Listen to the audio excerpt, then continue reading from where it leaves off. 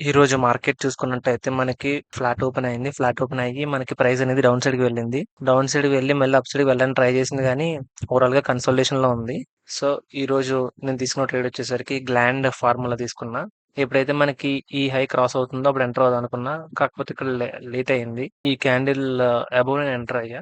So, చూసుకున్నట్టయితే ఎప్పుడైతే నాకు 1:1 వచ్చిందో అప్పుడు నేను ఎగ్జిట్ అయ్యా. ఇక్కడ చూసుకున్నట్టయితే ప్రైస్ అనేది అప్పటికే మనకి 4% అరౌండ్ ప్రైస్ పెరిగింది. సో, మార్కెట్ కండిషన్ అనేది బాలేదు. సో, 5% ఏరియా అనమాట ఇది. సో, ఇక్కడ నేను ఎగ్జిట్ అయ్యా. నెక్స్ట్ వచ్చేసరికి హెచ్‌సీఎల్ టెక్నాలజీలో తీసుకున్నా. ఎప్పుడైతే మనకి ఈ లో క్రాస్ అవుతుందో అప్పుడు నేను ఎంటర్ అయ్యా. సో, ఎస్ఎల్ వచ్చేసరికి ఈ స్వింగ్ హై పైన పెట్టా.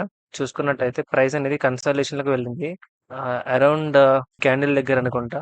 యాక్చువల్‌గా సెల్ ఆర్డర్ మనకి బై ఆర్డర్ కింద ప్లేస్ అయింది. అందుకే మనకి లాస్‌లో క్లోజ్ అయ్యి ఈ ట్రేడ్‌లో.